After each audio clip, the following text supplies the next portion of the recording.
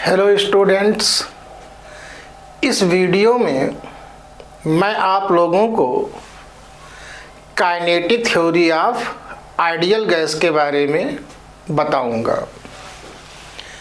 NEET के syllabus में heat and thermodynamics की 2 यूनिट्स आती हैं। यूनिट 8 में थर्मोडायनेमिक्स है और यूनिट 9 में काइनेटिक थ्योरी है।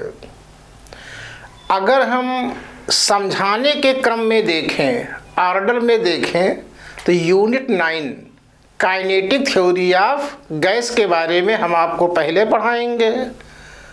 उसके बाद थर्मोडायनेमिक्स यूनिट नंबर 8 आपको हम बताएंगे। ये जो हीट का पोर्शन है काफ़ी इजी है, इम्पॉर्टेंट है। इजी एक इस रीजन से भी है कि इसमें बहुत सारी चीज़ें आप लोग पहले से जानते हैं।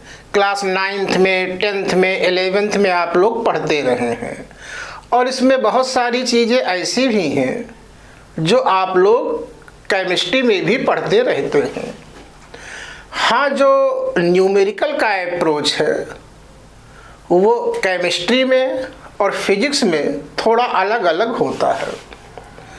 तो अब आपको हम यूनिट नंबर 9 के बारे में बताते हैं।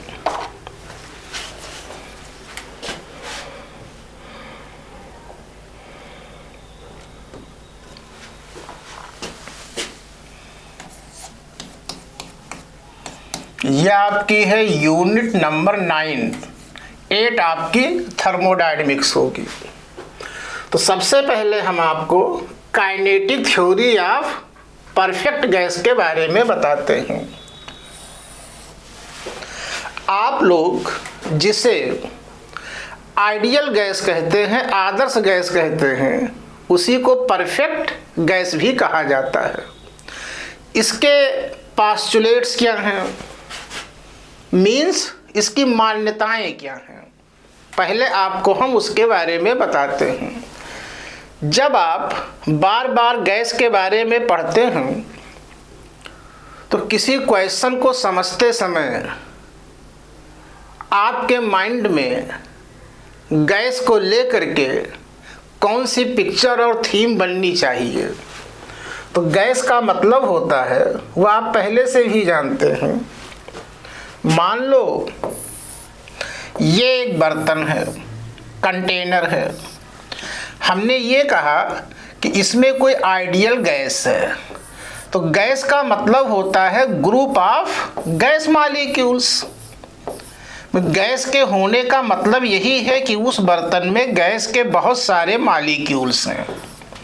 नंबर ऑफ मॉलिक्यूल के बारे में आप जानते हैं कि गैस का अमाउंट अगर आपको मोल में दिया हुआ है तो आप सभी लोग जानते हैं 1 मोल गैस में एवोगाड्रो नंबर के इक्वल मॉलिक्यूल्स होते हैं।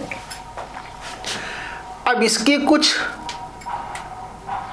मान्यताएं हैं, पास्चुलेट्स हैं, वो बेसिकली क्या हैं।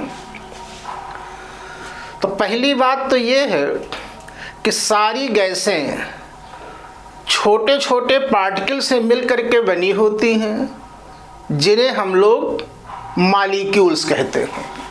तो आप कहेंगे all gases are made up of number of tiny particles, और इसी टिनी पार्टिकल को हम लोग गैस मॉलिक्यूल कहते हैं। अब क्वेश्चन ये है कि गैस का मॉलिक्यूल कैसा होता है। तो गैस का मॉलिक्यूल शेप में स्फेरिकल होता है, परफेक्टली रिजिड होता है, इलास्टिक होता है, और ये माना जाता है कि इसका कोई भी इंटरनल स्ट्रक्चर नहीं है। तो गैस मॉलिक्यूल कैसा होता है, शेप में स्फेरिकल होता है, परफेक्ट रिजिड है, परफेक्ट इलास्टिक है और विद नो इंटरनल स्ट्रक्चर। अब आप इन चीज़ों को ध्यान से समझें। शेप तो स्फेरिकल है, परफेक्ट रिजिड है और ये परफेक्ट इलास्टिक है। इलास्टिक होने का प्रूफ क्या है? अगर गैस के मॉलिक्यूल इन इलास्टिक होते तब उनके कोलिजन से काइनेटिक एनर्जी का लॉस होता और उनकी स्पीड धीरे धीरे डिक्रीज होती जाती। इसका एक सबसे बड़ा एविडेंस आप लोग देखें कि अर्थ के चारों ओर गैसें हैं और कोई आज से तो है नहीं, जब से अर्थ बनी है करोड़ों अरबों साल से तब से गैसें हैं और उसी एटमॉस्फेयर में हम लोग सांस लेते हैं। आप थोड़ी देर के लिए इमेजिन करो कि मान लो गैस के मॉलिक्यूल इन इलास्टिक होते तो अर्थ के चारों ओर जो एटमॉस्फेयर है गैस के मॉलिक्यूल हैं, अगर वो इन इलास्टिक होते तो वे लगातार कोलिजन भी कर रहे हैं, तब उनकी काइनेटिक एनर्जी का लॉस होता और उनकी काइनेटिक एनर्जी धीरे धीरे डिक्रीज होती जाती, तो कुछ टाइम के बाद उनकी स्पीड जीरो होती। जब गैस मॉलिक्यूल की स्पीड जीरो होती तो सारे मॉलिक्यूल आकर के जमीन की तलहटी पे बैठ जाते, तो क्या होता? अर्थ के सरफेस के ऊपर वैक्यूम डेवलप हो जाता। ऐसा नहीं है। ये इस बात का एविडेंस है कि गैस के मॉलिक्यूल परफेक्ट इलास्टिक हैं। तो सारी गैसों के मॉलिक्यूल परफेक्ट इलास्टिक होते हैं, उनके कोलिजन से काइनेटिक एनर्जी का लॉस नहीं होता है। और काइनेटिक थ्योरी में माना जाता है कि गैस मॉलिक्यूल का कोई भी इंटरनल स्ट्रक्चर नहीं है। यहाँ आपको थोड़ा डाउट हो सकता है, आप कहेंगे सर ये कैसे हो सकता है? अगर कोई गैस का मॉलिक्यूल है तो मॉलिक्यूल एटम से मिलकर के बना होगा। एटम के अंदर न्यूक्लियस है, न्यूक्लियस के अंदर प्रोटॉन है, न्यूट्रॉन है, न्यूक्लियस के चारों ओर घूमते हुए इलेक्ट्रॉन से, बिल्कुल सही बात है। लेकिन काइनेटिक थ्योरी में या काइनेटिक थ्योरी के पोस्टुलेट्स में यही माना जाता है कि गैस मॉलिक्यूल का कोई इंटरनल स्ट्रक्चर नहीं है। इसी बात को मान करके ही गैस की काइनेटिक थ्योरी दी गई है।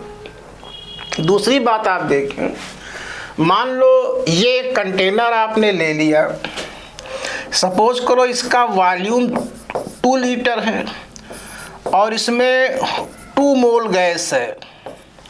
तो 2 मोल गैस होने का मतलब है कि 10 पावर 23 को आप 2 से मल्टीप्लाई करो, लगभग इतने मॉलिक्यूल्स हैं।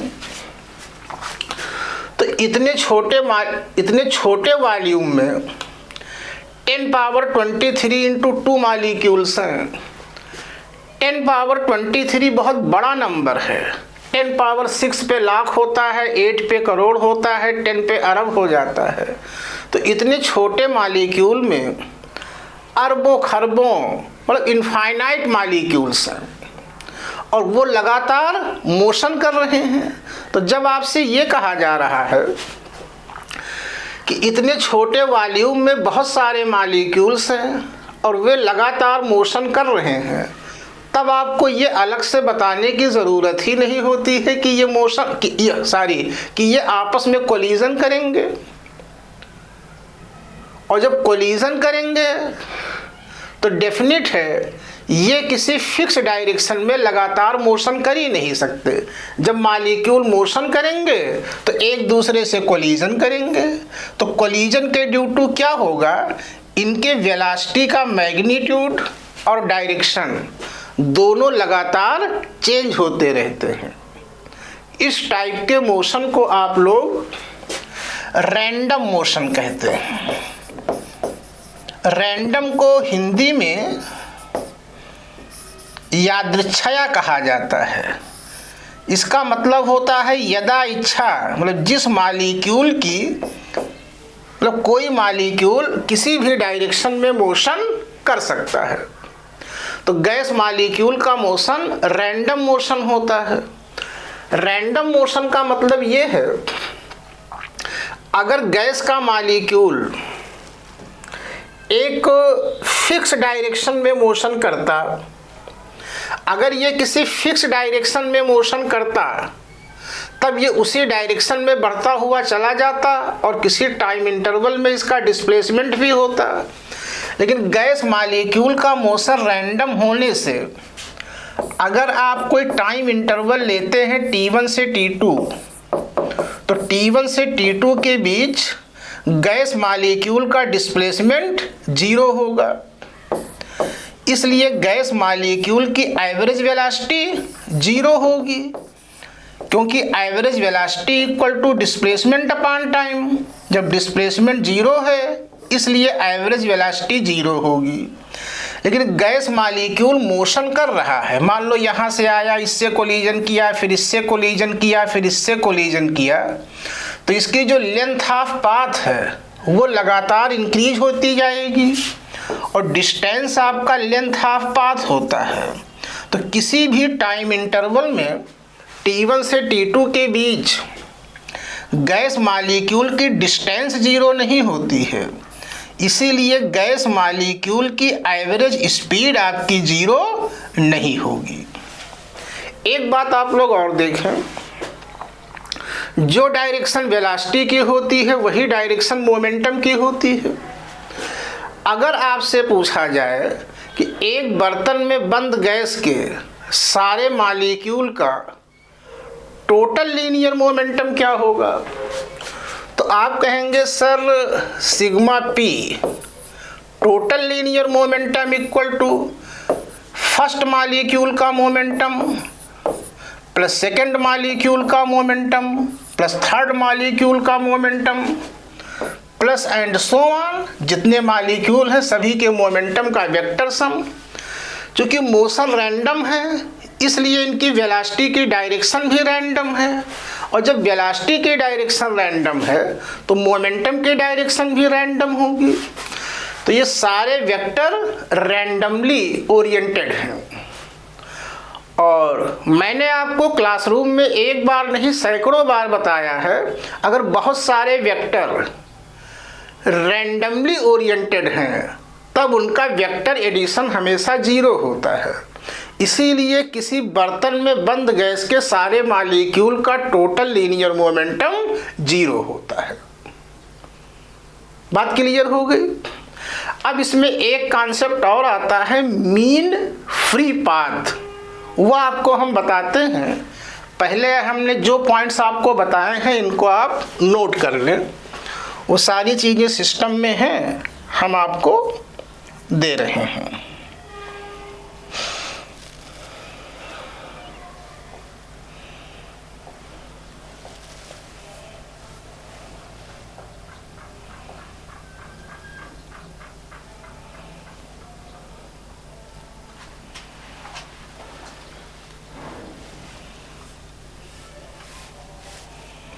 अब आप चले पहले इसको नोट करें, एक बार हम रीडिंग किए देते हैं।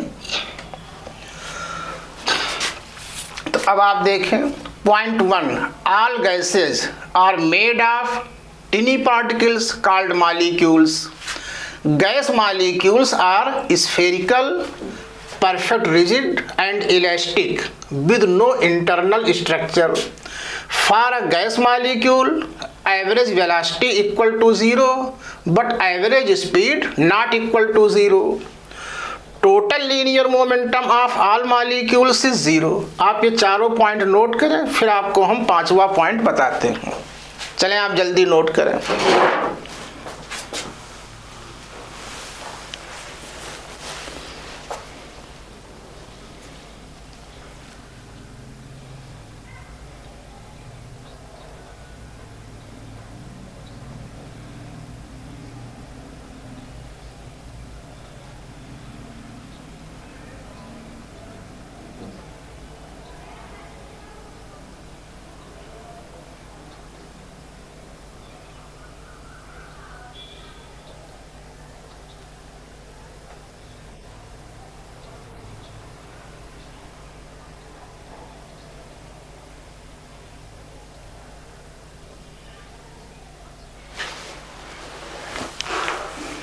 अब आप देखें, इस डायग्राम में मैंने आपको ये समझाया है कि जैसे आप मान लो ये गैस का एक मॉलिक्यूल है, अब ये मॉलिक्यूल यहाँ पर है, फिर ये मोशन करता हुआ यहाँ पर आता है। इन दो मॉलिक्यूल के बीच हम ये मानते हैं कोई कोलिजन नहीं हुआ है।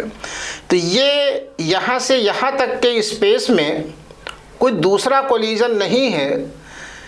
इस पाथ को हम लोग फ्री पाथ भी कह देते हैं।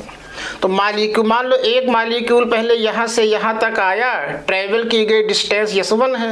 अब इस मालिक्यूल से कोलिजन के बाद ये इस डायरेक्शन में मूव करते हुए आता है, अगले मालिक्यूल से कोलिजन करता है।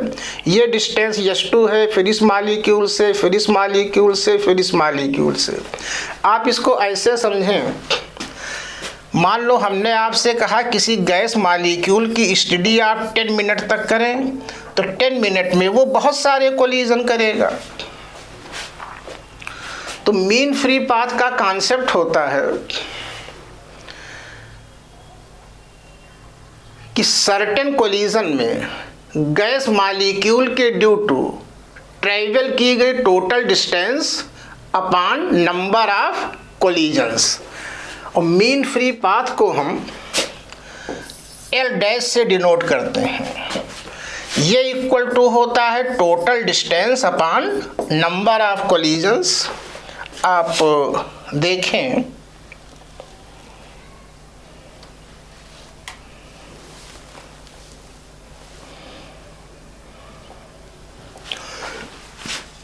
Mean free path L equal to total distance covered in time t by gas molecule upon number of collisions in time t। Same time interval में गैस मालिक्यूल के ड्यू टू ट्रैवल की गई total distance upon number of collision, इसी को हम mean free path कहते हैं। आप इसको ऐसे भी लिख सकते हैं,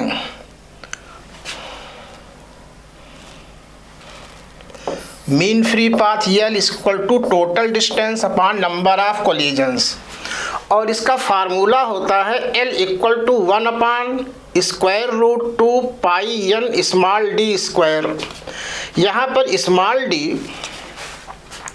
गैस के 1 मालिक्यूल का डायामीटर है और small n number of molecules in per unit volume है।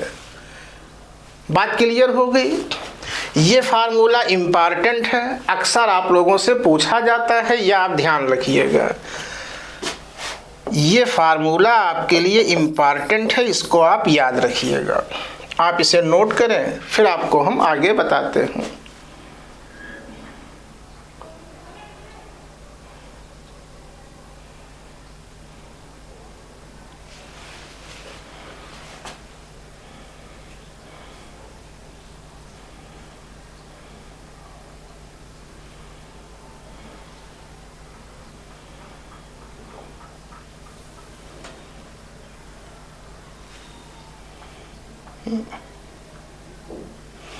तो N is number of molecules in per unit volume और D is diameter of gas molecule. अब जरा एक थ्योरी आप लोग और देखें। मान लो ये एक बर्तन है, इसके अंदर गैस है। गैस के होने का मतलब है गैस के मालिक्यूल्स हैं। तो किसी गैस का प्रेशर कब डेवलप होता है?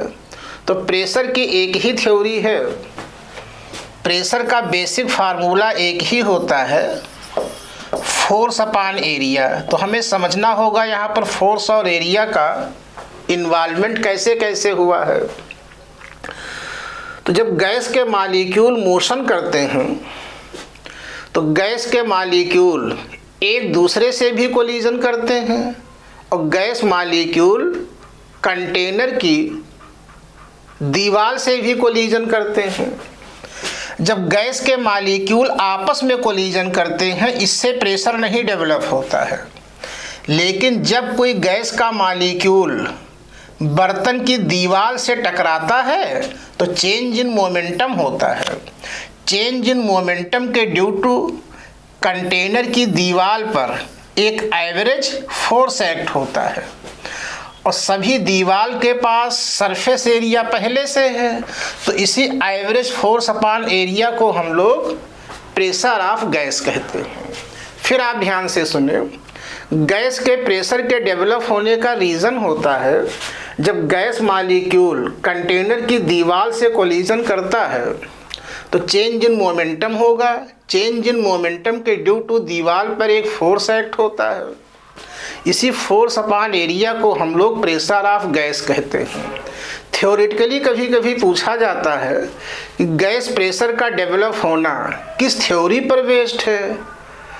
तो ये कॉन्सेप्ट आपको याद दिलाता है कि गैस प्रेशर का डेवलप होना न्यूटन के सेकंड लॉ पर बेस्ड है, क्योंकि चेंज इन मोमेंटम के ड्यू टू फोर्स डेवलप होता है। यही तो न्यूटन का सेकंड लॉ है कि rate of change of momentum is equal to force. बात क्लियर हो गई। इसीलिए मैंने लिखा है developing of gas pressure is based on Newton's second law. आप इसे नोट करें, फिर हम आगे बढ़ते हैं।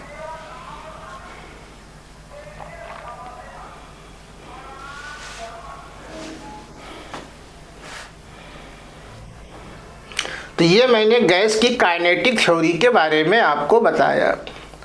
अब आपको हम बताते हैं परफेक्ट गैस इक्वेशन। ये आप लोग देखें, perfect gas equation, ideal gas को ही परफेक्ट गैस कहा जाता है। तो आइडियल गैस की इक्वेशन आप सभी लोग जानते हैं, PV इक्वल टू nRT। तो PV इक्वल टू nRT को ही हम लोग आइडियल गैस की इक्वेशन कहते हैं, या इसी इक्वेशन को हम state equation of ideal gas भी कह देते हैं। स्टेट इक्वेशन क्यों कहा जाता है, ये आप लोग देखें। आप इमेजिन करो किसी बर्तन में गैस है, तो गैस की जो अवस्था है, गैस की जो स्टेट है, उसको हम कैसे एक्सप्रेस करते हैं, कैसे व्यक्त करते हैं। तो किसी आइडियल गैस की स्टेट को एक्सप्रेस करने के लिए इतनी क्वांटिटीज़ का यूज आप लोगों के सिलेबस में किया जाता है। Pressure, volume, temperature, internal energy, उसे हम कैपिटल U से डिनोट करेंगे, और एंट्रोपी। और भी टर्म होते हैं, लेकिन वो आपके लिए सिलेबस से बाहर की चीज़ें हैं। तो इन 5 क्वांटिटीज से किसी आइडियल गैस की स्टेट को हम रिप्रेजेंट करते हैं। इसका मतलब होता है किसी बर्तन में बंद गैस की अवस्था क्या है, स्टेट क्या है।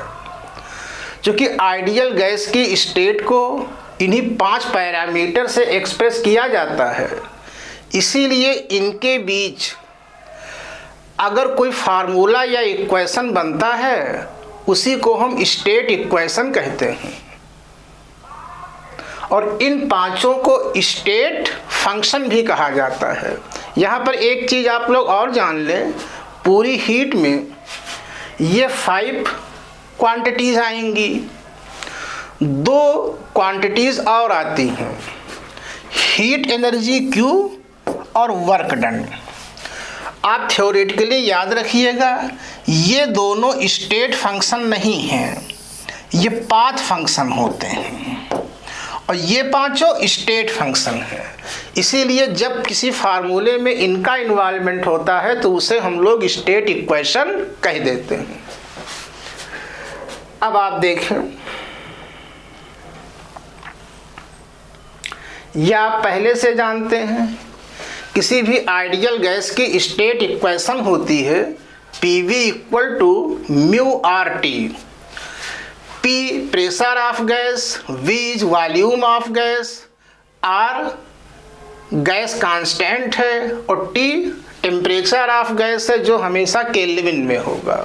ये सारी चीज़ें आप लोग पहले से जानते हैं। Mu is number of moles of gas, number of mole के बारे में आप सारी चीज़ें जानते हैं। यहाँ पर जो R है ये गैस कांस्टेंट है, और इसी को हम लोग यूनिवर्सल गैस कांस्टेंट कहते हैं। यूनिवर्सल कांस्टेंट कहने के पीछे कॉन्सेप्ट ये है कि पूरे ब्रह्मांड में गैस का सैंपल आप कहीं पर भी ले लो, कैपिटल R की वैल्यू सेम होगी, क्योंकि कैपिटल R की वैल्यू पूरे यूनिवर्स में सेम है, कांस्टेंट है। इसीलिए इस कांस्टेंट को हम लोग यूनिवर्सल गैस कांस्टेंट कहते हैं। इसकी 3 वैल्यूज आप लोग याद रखिएगा। SI सिस्टम में R की वैल्यू होती है R = 8.31 joule upon mole kelvin. ये वैल्यू SI सिस्टम में है, इसीलिए यहाँ पर एनर्जी जूल में है। अगर एनर्जी कैलोरी में ली गई है देन R = 2 कैलोरी पर मोल केल्विन। तो ये वैल्यू भी फिजिक्स में यूज़ की जाती है, लेकिन यहाँ पर एनर्जी कैलोरी में है, यह आप ध्यान रखिएगा।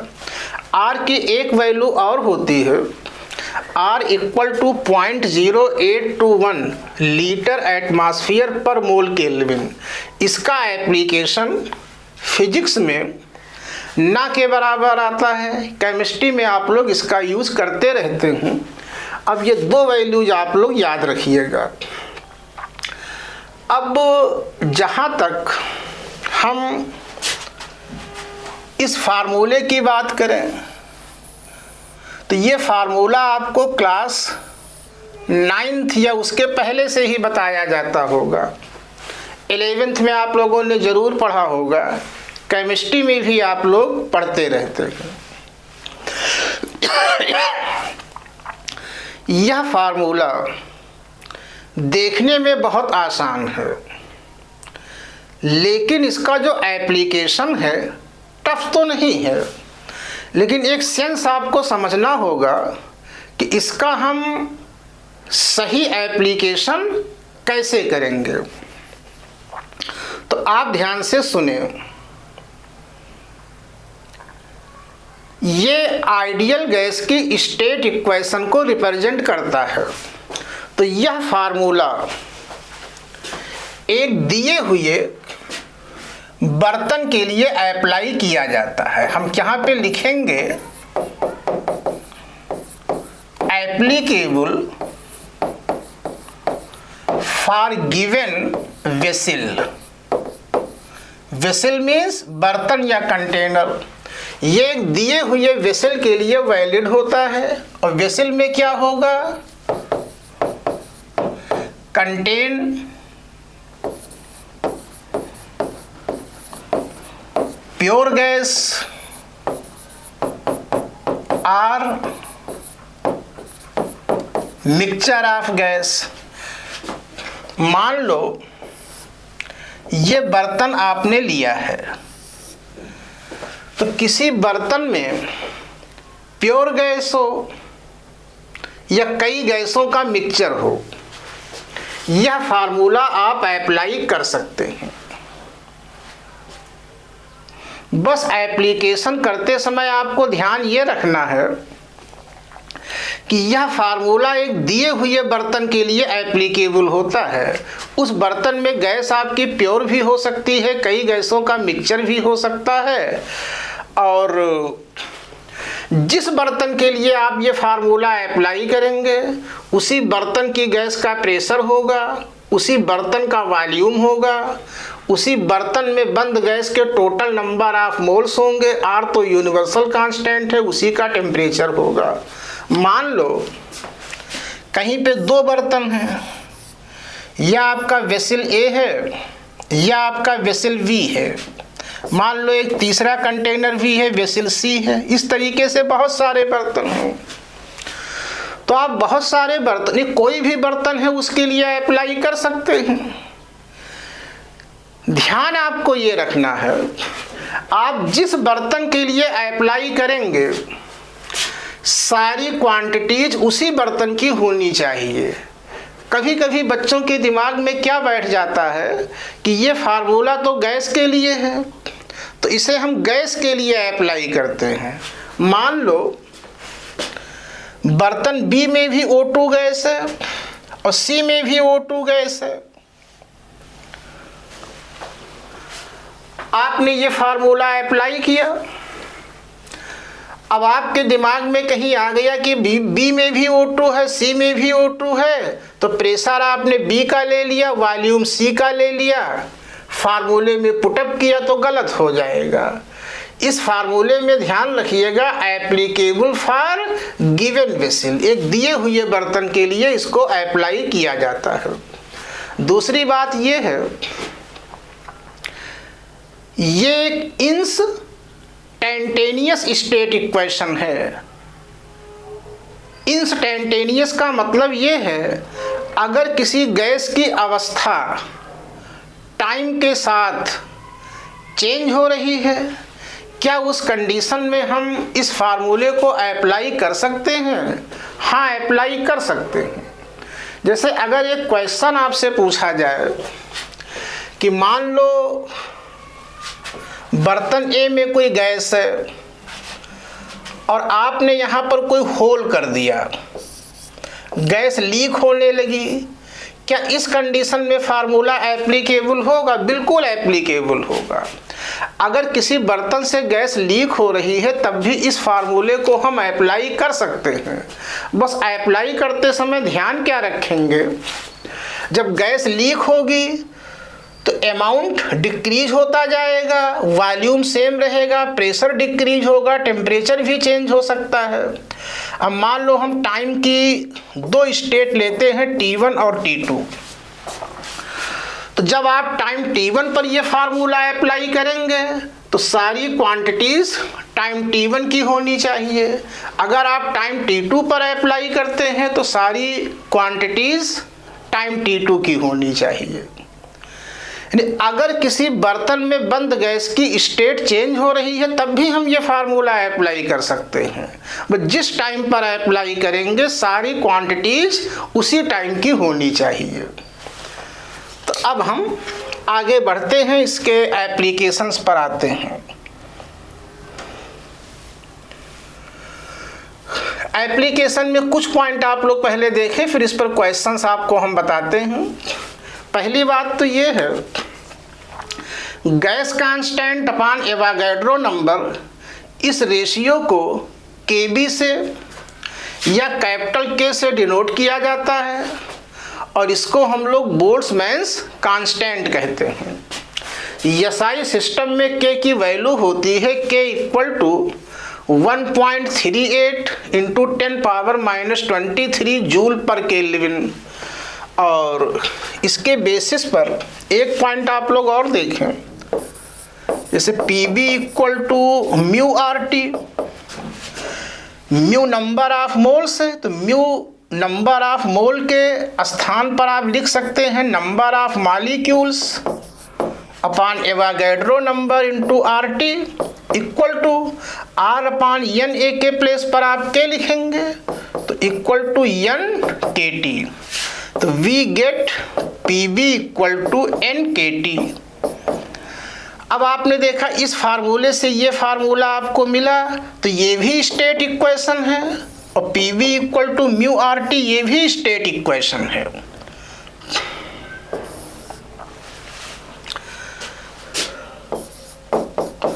याद रखिएगा दोनों स्टेट इक्वेशन हैं।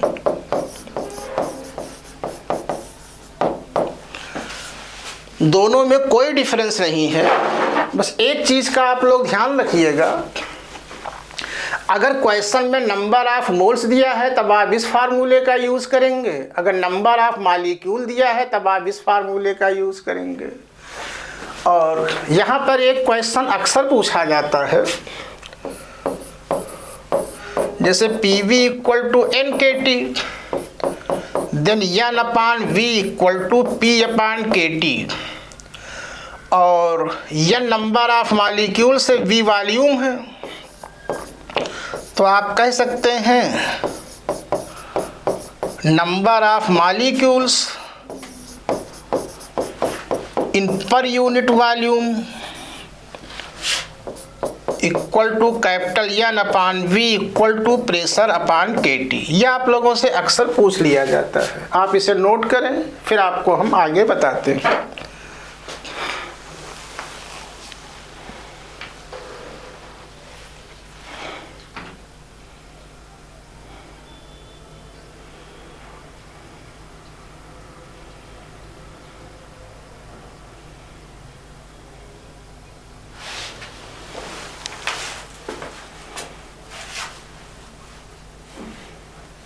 जल्दी नोट करें इसे।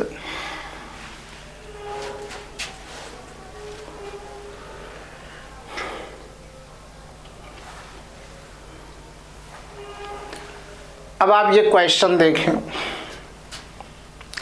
इस क्वेश्चन में दिया है for given sample of gas find number of molecules in per unit volume at NTP. तो एनटीपी पर number of molecules in per unit volume N/V आपसे पूछा गया है एट एनटीपी। तो NTP normal temperature and pressure. तो NTP पर pressure equal to 1 atmosphere equal to 10⁵ newton upon metre square. Temperature equal to 0 degree Celsius equal to 273 kelvin. और मैंने आपको बताया है अगर किसी क्वेश्चन में नंबर ऑफ मॉलिक्यूल की बात आ जाए तो आप यही फार्मूला यूज करेंगे। ये आप दिमाग में बैठा लीजिए। अगर गैस के न्यूमेरिकल में नंबर ऑफ मॉलिक्यूल दिया है या पूछा गया है तब हम लोग PV equal to NKT use करते हैं। अगर नंबर ऑफ मोल या गैस का मास दिया है उस केस में हम PV equal to μRT use करते हैं। तो then N/V equal to P/KT। अब आप P और T की वैल्यूज यहाँ से पुट करें तो P 10⁵, K की वैल्यू ये हमने अभी आपको बताया ही है T 273। अब आप इसे कैलकुलेट करेंगे आपको मिल जाएगा। नोट करें इसे, फिर आपको हम आगे बताते हैं।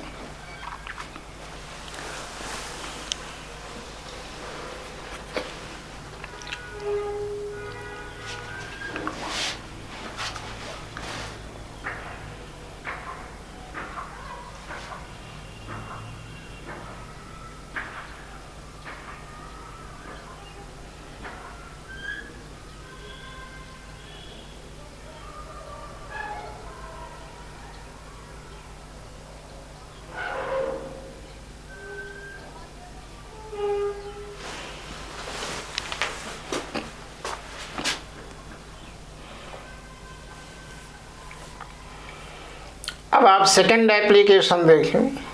तो ये हमने पहले ही आपको बता रखा है कि perfect gas equation is also applicable for mixture of non reacting gases enclosed in a vessel.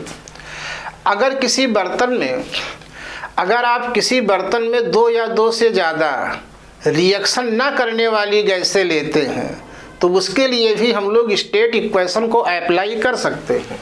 मान लो ये एक बर्तन है, इसमें कई गैसों का मिक्सचर है। फर्स्ट गैस का number of moles μ1, second gas का number of moles μ2, third gas का नंबर ऑफ मोल्स μ3।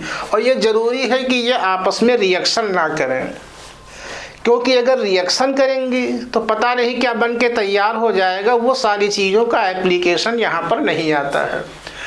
तो अब आप स्टेट इक्वेशन अप्लाई करेंगे। PV equal to total number of moles μ1 plus μ2 plus and so on into RT। अब एक बर्तन में एक गैस हो या कई गैसें हो, T की वैल्यू एक ही होगी, P की वैल्यू एक ही होगी और वॉल्यूम वही होगा जो कंटेनर का वॉल्यूम है।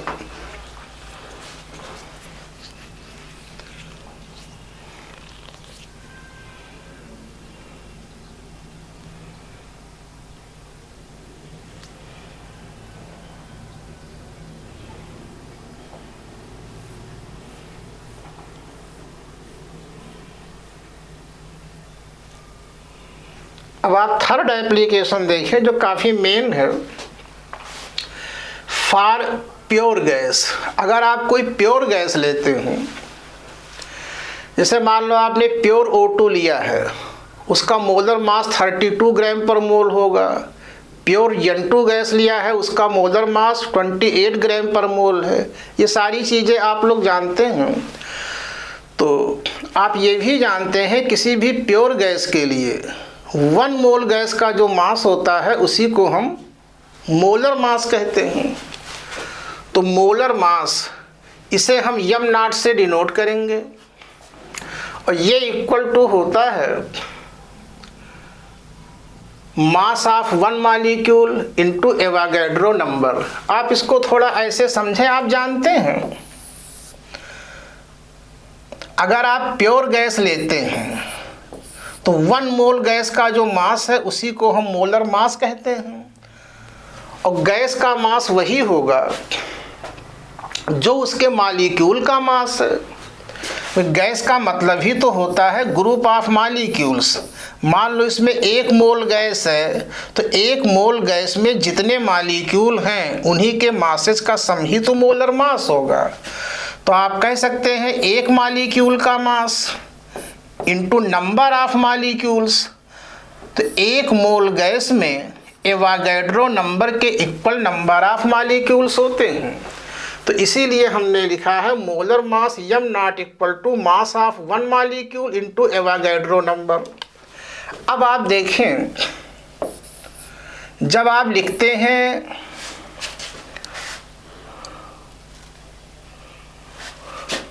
अब आप देखें gas constant upon molar mass, और मोलर मास के प्लेस पर आप लिखेंगे mass of 1 molecule into Avogadro number, और R upon Avogadro number equal to K, it is equal to K upon small M. तो एक रिलेशन आपको मिला है किसी भी प्योर गैस के लिए R upon M naught equal to K upon small M. इसका हम आगे चल करके अक्सर यूज करेंगे, बस इतना ध्यान रखिएगा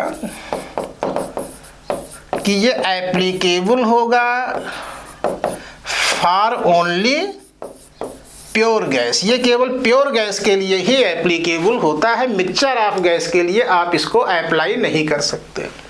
इसका फिजिक्स में बहुत यूज आता है, gas constant upon molar mass equal to K upon small M. और एक चीज़ हम बता दें, हम पूरे सिलेबस में मोलर मास को यम नॉट से, मास ऑफ गैस को कैपिटल एम से, और मास ऑफ 1 मॉलिक्यूल को हम स्मॉल एम से डिनोट करेंगे। आप इसे नोट करें, फिर हम आगे चलते हैं।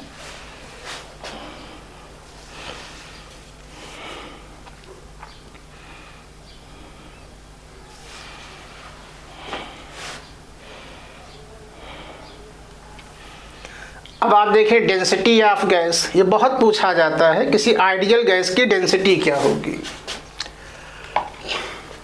तो डेंसिटी का वही फार्मूला होता है मास अपॉन वॉल्यूम। आप देखें तो आप किसी भी गैस के लिए अप्लाई कर सकते हैं PV equal to mu R T, mu equal to mass of gas upon molar mass into R T. अब हम वॉल्यूम को राइट साइड में लाते हैं, तो then P equal to mass upon volume into R T upon M naught, then P equal to mass upon volume density of gas, density को हम rho से डिनोट करते हैं, into R T upon M naught, then rho equal to pressure into molar mass upon R T. अब यहाँ पर आप put करें R upon M naught equal to K upon small M. तो यम नॉट अपॉन आर के place पर आप क्या पुट करेंगे, स्मॉल एम अपॉन के। तो we get rho equal to pressure into small M upon K T. तो आज के बाद से ध्यान रखिएगा, density of gas rho equal to pressure into molar mass upon R T equal to pressure into mass of 1 molecule upon K T. तो अगर आप किसी बर्तन के अंदर बंद कोई प्योर आइडियल गैस लेते हैं तो उसकी डेंसिटी के लिए दोनों फार्मूले हैं। ये फार्मूला सिंपल है, नॉर्मली बच्चों को याद रहता है, ये पूछा भी नहीं जाता है। जब आप प्रीवियस ईयर के क्वेश्चंस देखेंगे तो जब भी आप लोगों से डेंसिटी पूछी गई होगी यही ऑप्शन आपको दिया रहता है, ये ध्यान रखिएगा। आप नोट करें, फिर आपको हम आगे बताते हैं।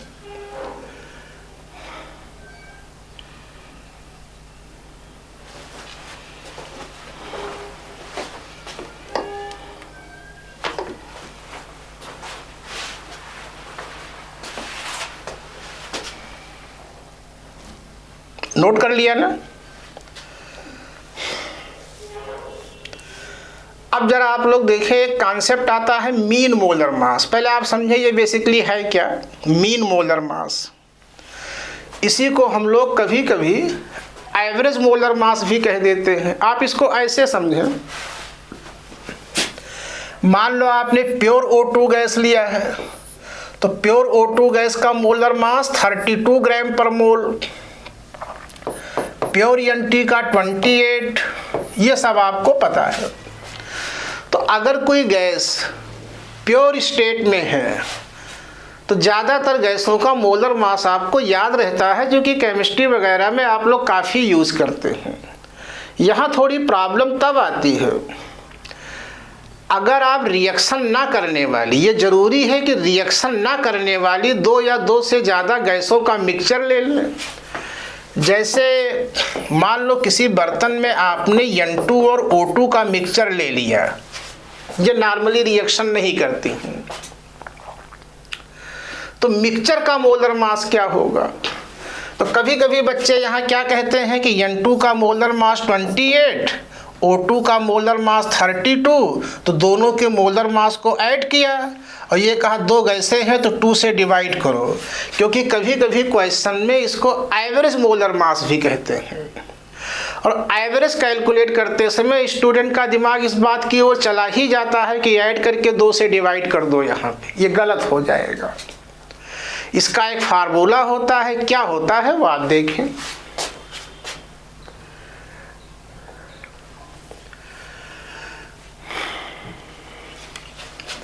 आप देखें मीन मोलर मास, इसी को हम कहते हैं molar mass of gas mixture. Gas के मिक्सचर का जो मोलर मास होता है उसी को मीन मोलर मास या एवरेज मोलर मास कहा जाता है। आप सपोज करो ये एक कंटेनर है, इसमें नॉन रिएक्टिंग गैसेज ली गई हैं। मान लो फर्स्ट गैस का mass m1, number of moles μ1, second gas का mass m2, number of moles μ2 है। तो मीन मोलर मास को आप m0 मिक्स से डिनोट करेंगे और ये इक्वल टू होता है total mass of gas upon total number of moles. अगर आपने गैस का मिक्सचर लिया है तब उसके मोलर मास का फिक्स फार्मूला होता है कि गैस का total mass upon total number of moles. ये ध्यान रखिएगा, यानी मिक्सचर का टोटल मास आप ले लें, जैसे यहाँ पे होगा m1 plus m2 upon total moles μ1 plus μ2। यही फार्मूला है, यही कॉन्सेप्ट है, यह अप्लाई करोगे गलत नहीं होगा। अगर आप कोई मन गढ़ंत अपने हिसाब से कोई दूसरी थ्योरी यूज़ करेंगे तो कन्फर्म है कि वो गलत हो जाएगा। आप नोट करें, फिर इस पर एक क्वेश्चन हम लेते हैं।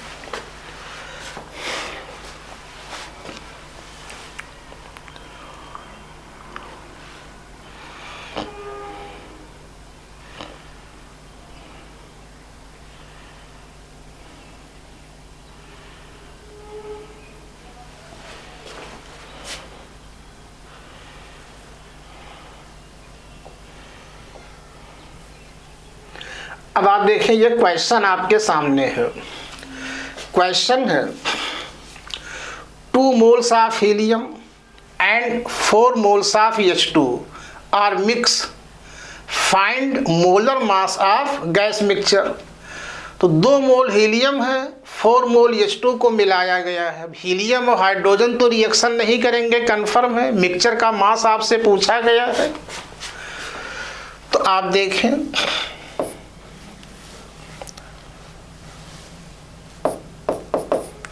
हीलियम का मास क्या होगा। मान लो m1 है तो हीलियम के 2 मोल हैं और 1 मोल हीलियम का मास 4 ग्राम होता है, तो 2 मोल हीलियम का मास 8 ग्राम होगा और इसके नंबर ऑफ मोल्स 2 हैं।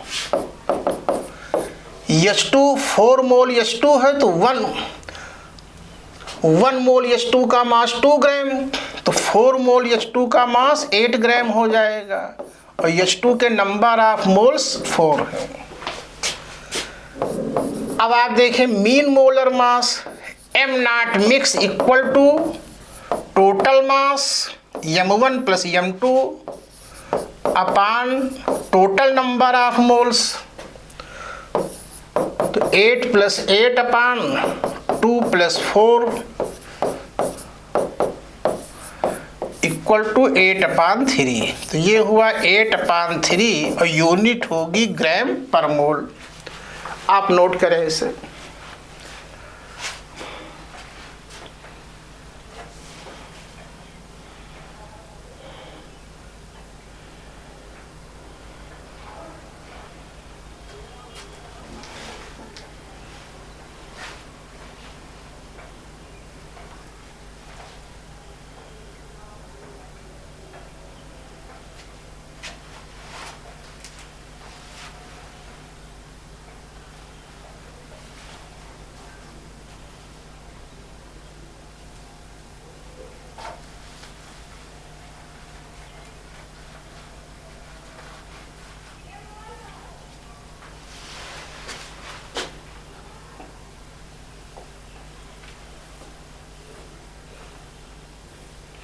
अब आप ये देखें बिहेवियर ऑफ गैसेस।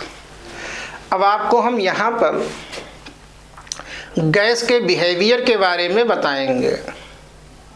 तो बिहेवियर में आपको पढ़ना क्या है? वैसे तो गैस के बहुत सारे बिहेवियर होते हैं, यहाँ पर बेसिकली आपको ये पढ़ना है कि रियल गैस और आइडियल गैस में क्या डिफरेंस होता है। तो आप देखें,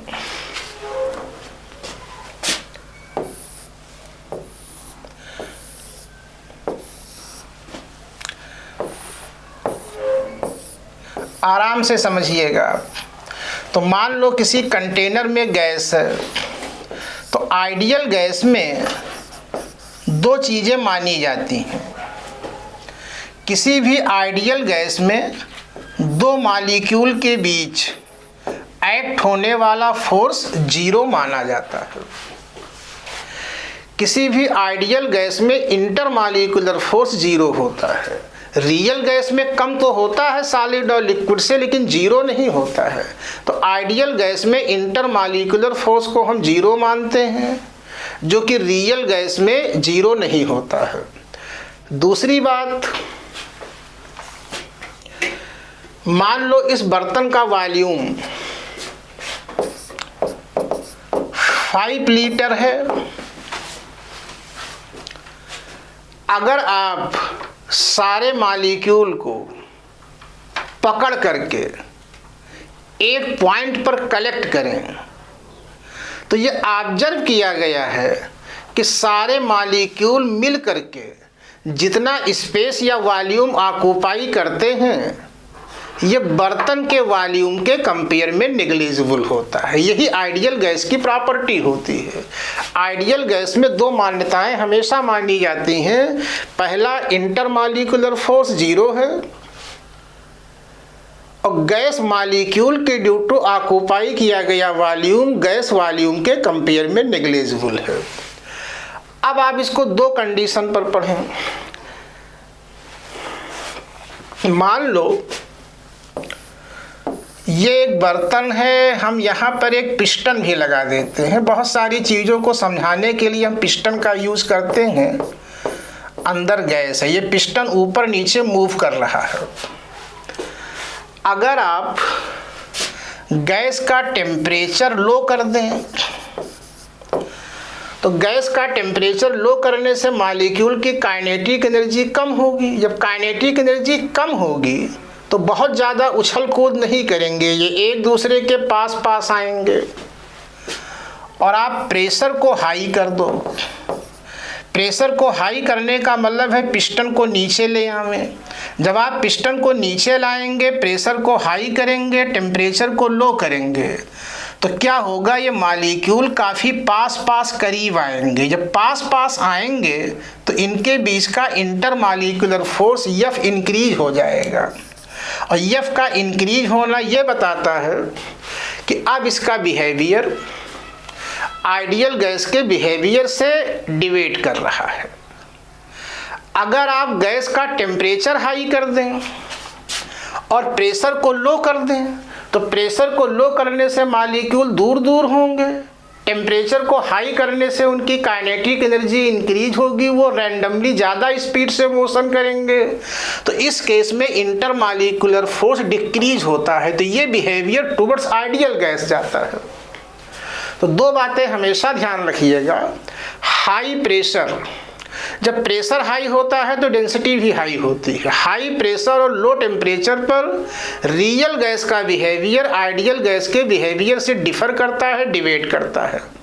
लेकिन हाई टेम्परेचर और लो प्रेशर पर डेंसिटी भी लो होगी, रियल गैस का बिहेवियर अप्रॉक्सीमेटली वही होता है जो बिहेवियर आइडियल गैस का है। तो ये पॉइंट आपके लिए इम्पॉर्टेंट है, आप इसको देखें और नोट करें। वो हमने लिखा है कि at high temperature and low pressure means low density behaviour of real gas is similar to behaviour of ideal gas.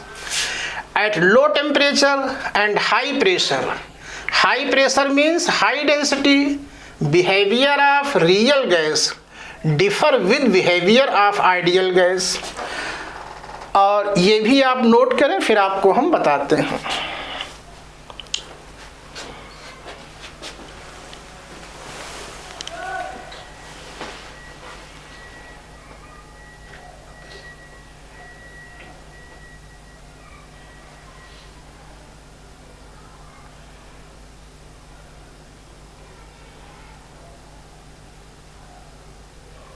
जल्दी नोट करें इसे।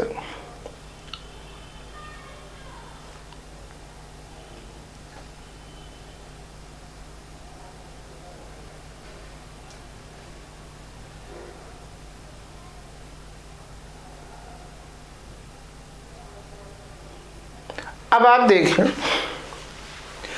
PV equal to mu R T. अब आप म्यू टी को लेफ्ट में ले आए तो PV upon mu T equal to R equal to constant. तो आपने देखा है किसी भी गैस के लिए ये रेशियो R है, और R क्या है? यूनिवर्सल कांस्टेंट है। थोड़ा आप समझें, एक ग्राफ यूज किया जाता है। मान लो हम x एक्सिस पर R लेते हैं, सॉरी